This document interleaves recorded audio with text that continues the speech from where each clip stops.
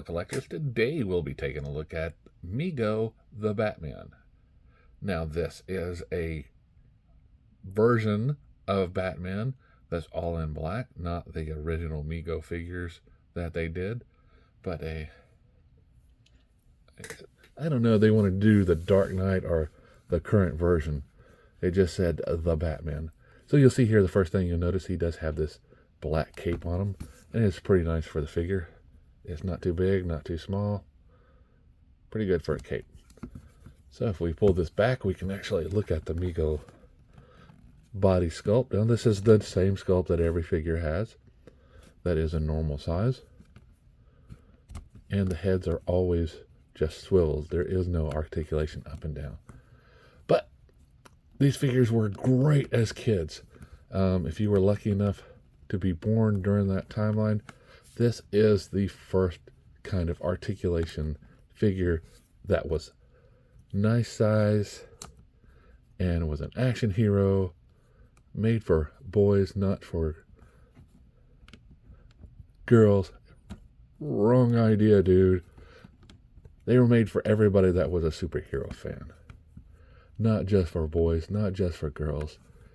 And like Will Smith said in one of his movies, they're not toys, they're not dolls, they're action figures. So, you'll see here he has a nice cloth outfit on. He does have rubber boots. That's his spikes here on the arm are actually cloth. They are not rubber. He does a nice T-pose. And if you look through here, you can actually see the abs, which is nice. So he can do up and down, full rotation because of the outfit. He has the single bend and the rotation for the wrist, as all MEGOs do. His waist does swivel around. And yes, these are the first ab crunch figures, or headbangers, whichever you prefer.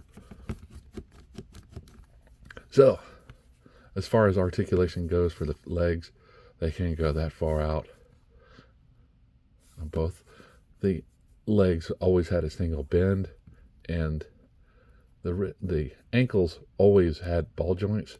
But since these boots are on, it kind of prevents it from doing a lot. Now there is no peg hole, so as with all MEGOs, you would need a stand if your shelf wasn't tall, or you get vibrations a lot, it'll knock the figures down. But it's a MEGO figure, dude. And that's why they're more retro than anything. So if we actually look at the MEGO figure itself, we can see it does come in at 8 inches.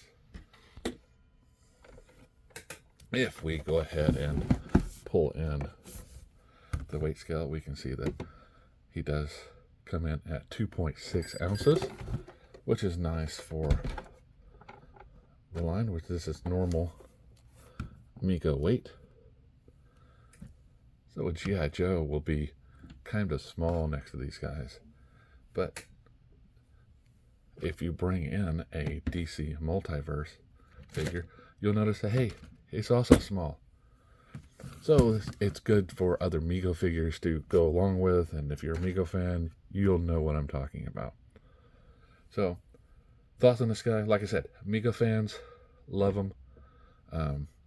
It definitely takes me back to my childhood when I had Star Trek with Spider-Man and Planet of the Apes. They didn't worry about different licensing at the time. They were figures. You played with them. Alright guys, as always, like, subscribe, and keep collecting.